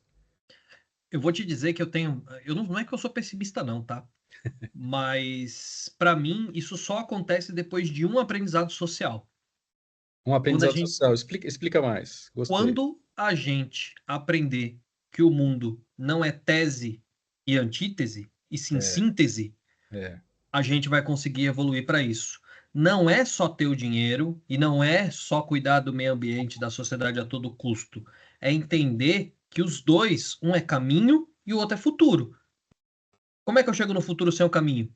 O que adianta eu fazer o caminho se não tem futuro? Basicamente é isso. Então, o aprendizado ele é social. O aprendizado é entender que não é só uma tese ou só uma antítese, é a síntese de equilíbrio disso. E aí a gente vive o pior momento para falar desse assunto. É o momento que a gente está mais polarizado, é o momento que a gente mais está distante dessa temática. Então, enquanto a gente não tiver esse aprendizado social, a gente vai continuar tendo pessoas com discursos formatados dentro de um pacote para dizer que tem que ser de um lado e não do outro. Ah, para ser isso não pode ser isso e para ser isso não pode ser aquilo. Que é o contrário. Na verdade, eu preciso ter os dois de forma equilibrada para ter resultado. Então, o aprendizado, para mim, é social, porque se esse aprendizado social acontecer, o corporativo acontece por osmose. Então, mas você acha que tem que acontecer primeiro o aprendizado social? Porque se não houver um aprendizado corporativo, a gente nem vai por esse caminho, a gente vai se explodir aqui como planeta mesmo. Ó, E quem sobrar vai fazer lá as suas construções lá para se proteger da besteira que fizeram. Eu vou contar para vocês que tem uma ferramenta de análise, principalmente de risco climático, tá? Que ela avalia as situações possíveis do cenário climático, que conta muito essa história. Eu já vi. Basicamente, os cenários climáticos, eles dizem o seguinte, que a gente tem 4 possíveis cenários para o futuro. O primeiro deles é uma transição equilibrada, ou seja, a síntese perfeita. A gente vai fazendo as coisas na moldagem certa. O segundo deles se chama too little too late, ou seja, a gente vai fingir que está fazendo por muito tempo, vai fazer tão pouco que quando descobrir é tarde. É nisso que a gente está por enquanto. Até agora a gente faz esse. O terceiro cenário é o cenário que a gente chama de transição tardia, que é quando eu começo a se mexer na hora que começa o negócio a desabar. E o último deles é que o efeito físico vai acontecer e aí realmente não dá mais tempo. Qual é o problema de todos esses cenários que eu estou falando? Cada um deles vai levar esse experimento para um caminho, tá? Se a gente deixar acontecer de pouquinho em pouquinho, o que vai acontecer é que as corporações serão obrigadas pelos governos, porque vai ter necessidade, vai faltar recurso, e as corporações vão puxar e o experimento social vai andar meio que no paralelo junto. Se acontecer o regrado, ambos vão fazer ao mesmo tempo, e esse era o mundo ideal. As corporações de um lado, a sociedade do outro, a gente ia aprendendo nesse caminho. Já sei que ele não vai acontecer, infelizmente. E se for o outro caso, que é o caso mais crítico, que é aquele do efeito físico do clima acontecer de fato, esse é o mais crítico, sabe por quê? Porque para a gente aprender, a gente vai precisar primeiro passar pela crise social, porque a crise ambiental vira uma crise social. Essa crise social vai ser, na verdade, um aumento dessa polarização, é o caos que precede a bonança. Por quê? Porque vai faltar tanto recurso, que a gente vai brigar por esse recurso e vai fazer uma das duas metades deixar de existir. E aí o mundo começa a criar uma nova tese para uma nova antítese, para uma nova síntese, e aí é uma reconstrução, se der tempo. Então, basicamente, cada cenário desses nos leva para um caminho. Qual que é o mundo ideal? O mundo ideal era que as empresas de um lado e a sociedade do outro, em coletivo, caminhassem nesse andamento de achar essa síntese, né? Porque um aprende com o outro, tá? A sociedade aprende com as empresas aprendem com a sociedade. Você acha que na Europa eles têm uma consciência social sobre esse problema maior que a nossa ou estão tudo no mesmo barco? Eu acho que a situação deles é pior. É pior. É pior. É pior. Porque lá eles puxaram para o extremo para um lado, para um excesso, que na verdade começou a abandonar a visão financeira e agora eles estão descobrindo que isso é a maior loucura do mundo. E aí estão tendo que revisitar tudo. Ou seja, passou um tempo que eles perderam, tentando esticar demais para o lado inverso, tentando puxar o pêndulo para um lado totalmente contrário. E não é assim que funciona. Então eu acho que eles estão piores nisso, porque tudo que eles construíram, eles vão ter que reconstruir. E aí a questão da confiança, credibilidade, é um parto. E sem dinheiro, pior de tudo. Sim. Tá. Entendi, cara. Tamo bem, então, né? Tamo bem. A minha pergunta... Vamos entregar o mundo, ó, ok, para as próximas gerações, Evandro. Fizemos um bom serviço, hein?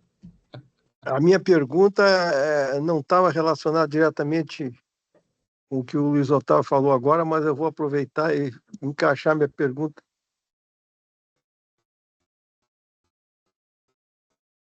Aí, só um pouquinho. A minha questão é a seguinte: quando as empresas, eu vou fazer um paralelo com a qualidade. O Dr. Noriaki Kano, um japonês expert, que eu tive aula com ele lá no Japão, no curso que eu fiz em 91, ele dizia o seguinte: as empresas japonesas têm 2 comportamentos com relação à qualidade. Ou elas deixam vir a crise e correm atrás depois, ou visão e liderança fazem com que a empresa sue por qualidade. Ou seja, é aquele negócio que o cara está enxergando, o cara está na frente, e aí vem um tipo de liderança, aqui no caso, a liderança transformadora. Então, a minha pergunta é, como criar uma mobilização de formação, não careta, não assim, tudo está errado, mas, não, ou seja, sem extremos de que é para o lado A ou para o lado B, mas conseguir trabalhar de uma forma madura nessa questão da sustentabilidade, de tal forma que seja mais para visão e liderança do que para a crise. Como é que faz isso? É na universidade, é nas organizações, são países, são conferências? É complexo, mas eu acho que tem condição de fazer um trabalho que não seja só uma propaganda de comportamento, mas seja uma crença de formação para que antecipatoriamente sejam tomadas ações, e para isso tem que ter um nível de consciência, um nível de relacionamento de líderes entre si, ou seja, mas sair dessa escapatória de que nós vamos deixar a coisa acontecer para depois tomar desesperadamente uma posição, porque normalmente os problemas pelo comportamento humano acabam sendo resolvidos dessa forma. Dificilmente pela proatividade de uma visão e liderança mais conhecedora e que mobilize as ações do futuro. Tu acha que é uma utopia esse negócio de achar que é possível se antecipar e não deixar a crise nos pegar de calça curta? Eu não vou dizer que eu acho que é uma utopia. Eu acho que o problema, tá? Inclusive, por isso que eu disse, tá? Que o tema que a gente fala hoje é o que eu amo e que eu odeio. O problema todo tá na comunicação. Porque ESG ganhou um poder tão grande, uma influência tão grande, uma discussão tão grande, com um gatilho errado. Porque hoje, todo mundo que vai tentar fazer negócio, e eu falo porque eu vivo isso o tempo todo mundo que. Quando eu chego numa empresa que já começou, que já tentou fazer, e digo para ela assim: olha, vamos fazer o SG que vai te ajudar a estruturar aqui a gestão interna, isso começa aqui e vai para cá. Não, mas me falaram que era para eu fazer SG, porque se eu fizer SG eu vou vender mais. Não, mas me falaram que é para eu fazer SG, porque se eu fizer SG eu vou conseguir ganhar tal cliente. Não, porque me falaram que se eu fizer vai me ajudar com regulação de não sei o que, de não sei o que lá mais. Ou seja, o discurso já foi vendido errado e eu acho que o grande problema é esse. Assim, o nosso maior erro é que tudo hoje precisa ter uma contrapartida. E aí a gente vende essas coisas muito nessa contrapartida. E para mim assim, qual é o caminho ideal, né? Além claro que para mim esse tipo de tema de discussão, ele tem que começar lá na primeira infância. Se eu não falar disso lá no começo, as gerações futuras vão cometer o mesmo erro que a gente está cometendo agora.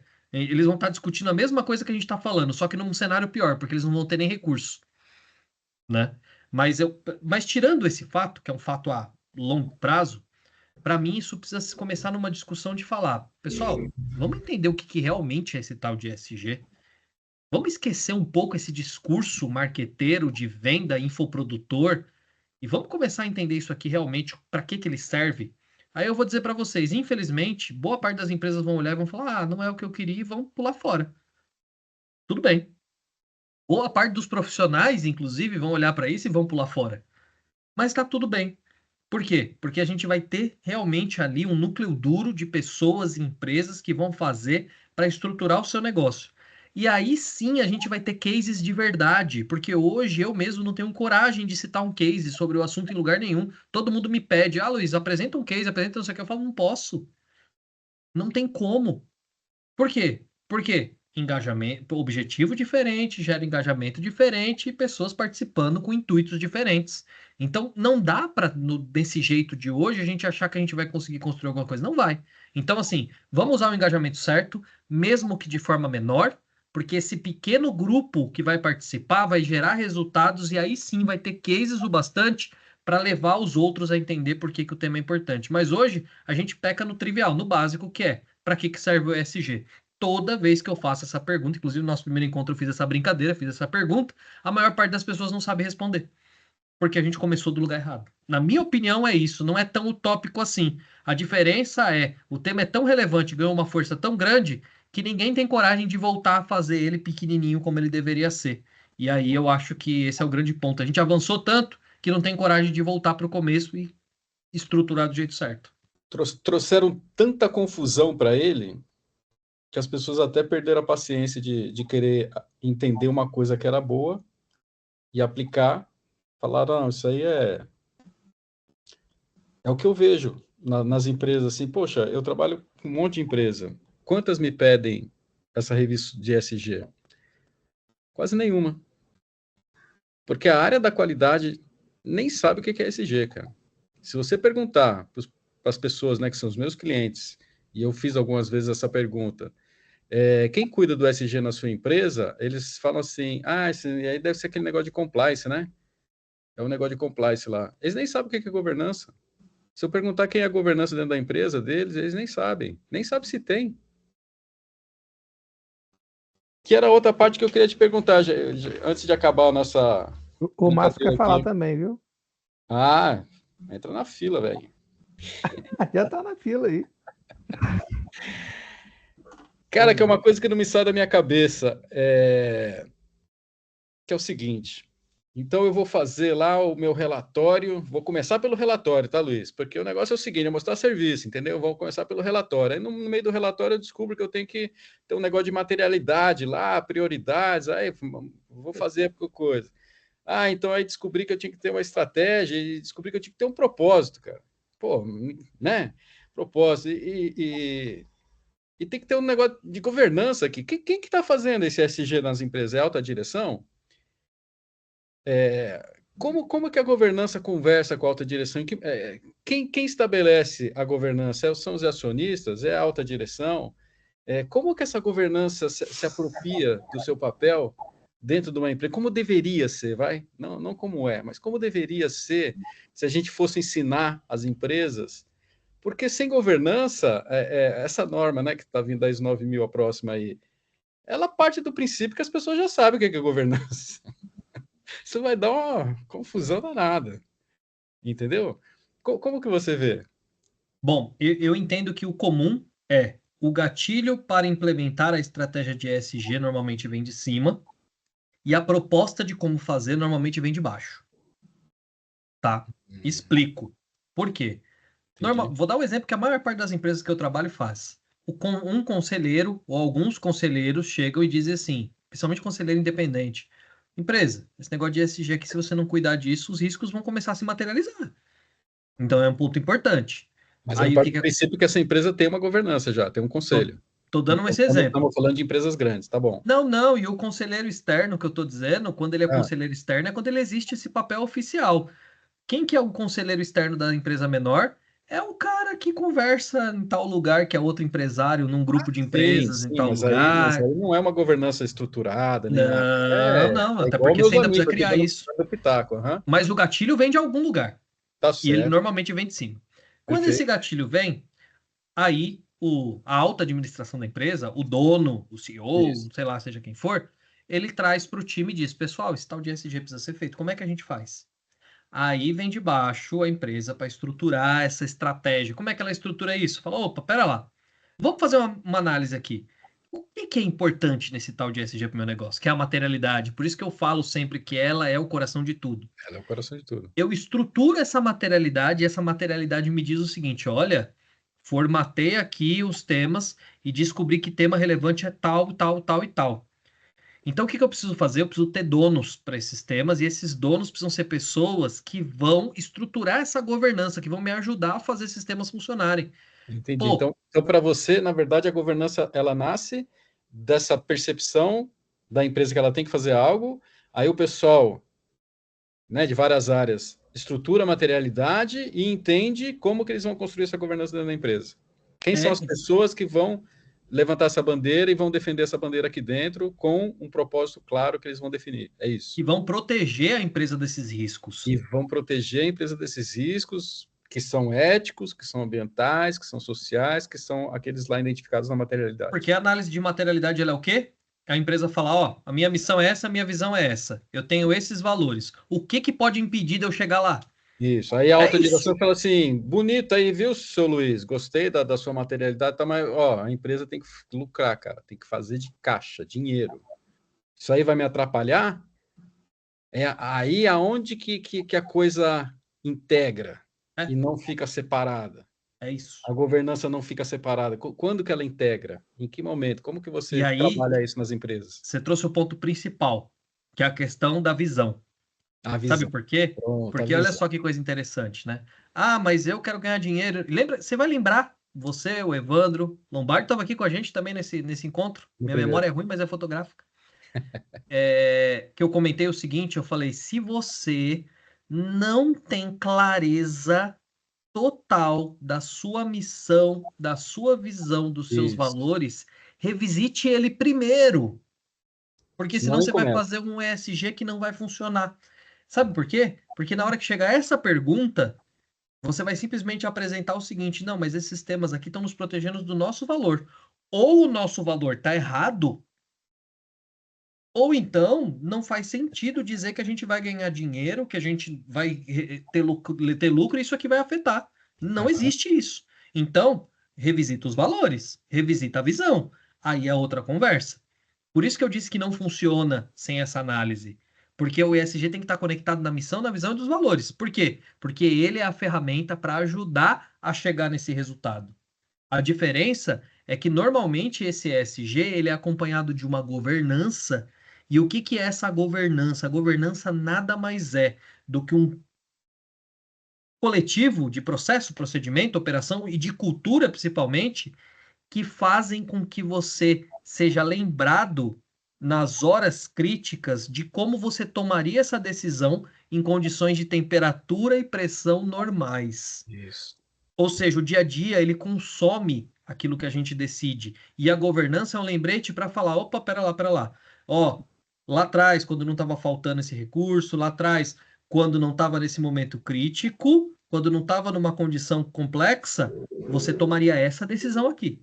É Perfeito. aí que essa governança se consolida, porque ela te ajuda a lembrar qual seria a decisão ideal nesse processo. Então, se eu não revisitar a missão, visão e valores, o que vai acontecer é que, de fato, vai chegar a ter esse trade-off. Então, revisita, porque quando tiver conectado com o valor, se a pessoa questionar, você vai falar, então quer dizer que o valor da empresa está errado, porque você só está ajudando a proteger ele.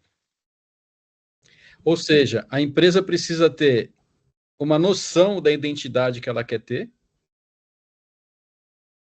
e ela precisa ter um mínimo de capacidade de visão estratégica a longo prazo. Se ela não tiver isso, dificilmente ela vai conseguir implementar uma agenda SG dentro da empresa dela. Vai acabar caindo na coisa lá de fazer o verdinho bonito. É isso aí. Pronto. Eu tenho que sair agora. Oi? Eu tenho que sair. Muito bom, Opa. ótimo. Foi Não, muito tá bom. acabando aqui já. Acho que já. Só o Márcio tem uma pergunta aqui, nós temos que deixar ele falar. Opa, tem uma mãozinha, é verdade. Guaranha. Guaranha, obrigado. Abração, viu? Ótimo. Grande abraço. Márcio. Pode fazer a pergunta. Só não sei se está o microfone ligado. Ah, ele está escrevendo aqui. Acho que ele está sem áudio. Se quiser escrever, Márcio, fica à vontade.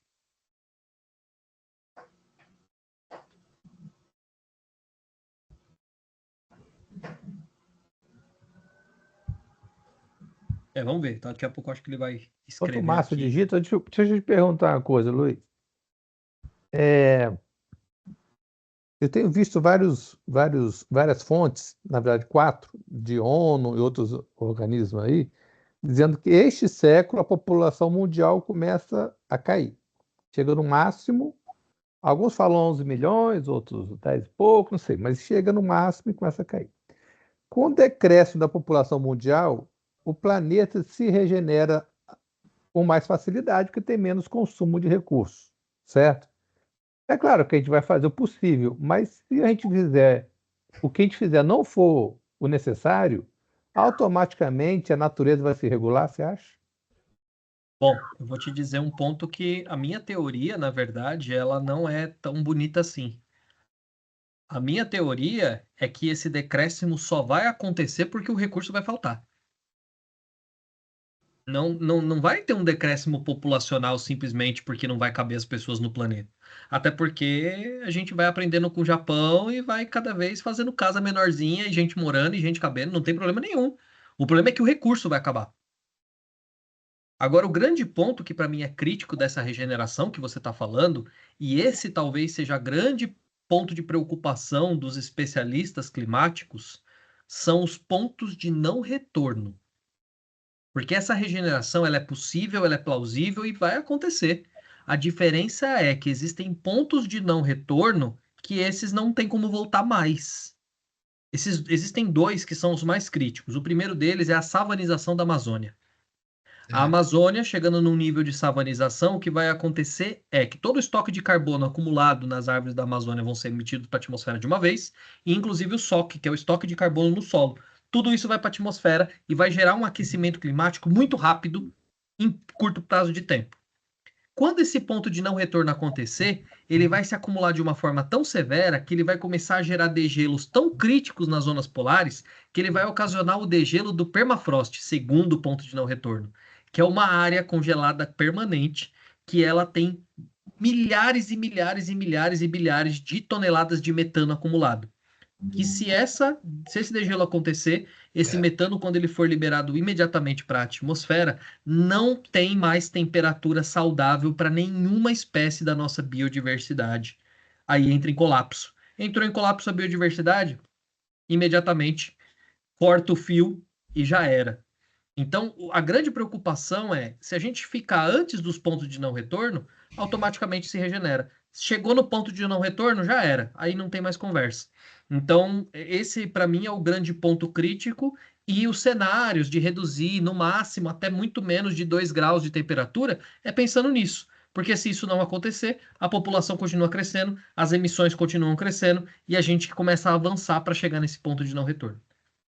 Ok. É só acabar a abelha, acabou o planeta. Quase isso. Muito obrigado. É isso. Só queria perguntar ao Luiz se ele vai estar na COP30. Cara, a COP30, hoje eu estava ouvindo uma notícia, os trabalhadores lá que estão fazendo lá os pavilhões entraram em greve, né? Eles querem melhores recursos. Cara, você está fazendo um negócio que é para trazer consciência coletiva mundial, né? Para gerar os líderes, e a galera tá cada um por si lá, velho. Uma oportunidade de ganhar, fazer o dinheiro do ano aqui. Se dane COP30, propósito, que se exploda. Tá muito engraçado de ver, cara. O grande ponto é aquele que a gente fala, né? O recurso, quando ele falta, ele nos leva para coisas absurdas. E eu vou dizer mais. É bizarro. E eu vou dizer mais, assim, É isso aí, olha... mínimo de 10 mil a diária. Que isso? e daí para cima, né? Os eu caras acho que o povo... ameaçando não construir os pavilhões. E vamos lá, de novo a gente volta para o objetivo. Alguém sabe dizer qual é o objetivo do Brasil de sediar a COP30 aqui? Por que 3 anos atrás o Brasil queria que fosse sediado aqui? Não Por que objetivo? Eles queriam que fosse perto da Amazônia, para as pessoas verem lá. Mas você sabe por que o Brasil queria? Porque disse o seguinte, assim como é uma Olimpíada, assim como é uma Copa do Mundo. Opa! Se eu fizer um evento desse no Brasil, eu capto recurso e eu consigo gerar desenvolvimento econômico. Você quer gerar desenvolvimento econômico? É o que todo mundo está tentando fazer lá. Você só não falou que esse era o objetivo, mas esse é o objetivo de todo mundo. Tá todo mundo falando oportunidade econômica, vou aproveitar também quero meu pedacinho. Todo mundo quer ganhar dinheiro, só que cada um individual. Ninguém tá... Acabou, ué. Não de forma coordenada, né? Então, no final das contas, é isso que está acontecendo. E o objetivo que estava escondidinho lá, quando foi a ideia de trazer, todo mundo está querendo seguir a mesma linha de raciocínio. Tá Simples certo. assim, o Brasil queria ganhar dinheiro, queria trazer economia, queria ajudar o Fundo Amazônia também, mas no final das contas, quem está lá por dentro, os micro-organismos que estão ali, estão querendo ganhar dinheiro também, aproveitar o momento. E muito. Tá certo. É isso. Bom, pessoal, eu acho que assim, esse encontro foi sensacional. Eu acho que essa explicação da comunicação, principalmente dela vindo, tendo que ser a última etapa ali de todo um processo de responsabilidade, né, estratégico, e não vejo a hora, então, da gente fazer o 6º encontro, que é o que vai fechar tudo, que é quando a gente vai chegar nas pessoas, como engajar as pessoas, né, nessa estratégia, porque ela é muito positiva, eu acredito.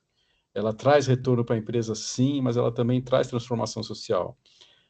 Então, até outubro. Palavras finais, Luiz? Não, agradecer mais uma vez, né, o encontro, as discussões que são sempre relevantes. Eu falo que esse tema aqui é aquele mais complexo, eu amo e odeio ao mesmo tempo. E eu acho que o próximo ele tem uma vantagem muito grande, porque o próximo é, de fato, o pulo do gato. Porque quando a gente fala de engajamento das pessoas, a gente fala daquilo que realmente ninguém está conseguindo fazer. Tem várias estratégias necessárias para isso, mas esse engajamento das pessoas, na verdade, ele é a volta do ciclo PDCA, né? Porque basicamente eu construí tudo, depois que eu construí tudo, eu vou lá nas pessoas, entendo tudo o que falei, eu tenho que planejar tudo de novo para fazer com que essas pessoas permaneçam. Sem gente, não existe agenda. Então, eu acho que vai ser um momento bacana da gente conseguir construir isso e fechar realmente com a parte mais importante, que no final das contas são as pessoas. Então, valeu mais uma vez, obrigado pela oportunidade, pela conversa, e no próximo encontro vamos tratar desse assunto para fechar com chave de ouro. Perfeito. É isso. Evandro, alguma palavra a mais? Gratidão. O Márcio aqui está agradecendo. Lombardi? Boa noite, gente. Tá joia. Até a próxima. Muito obrigado pela participação. Grande abraço.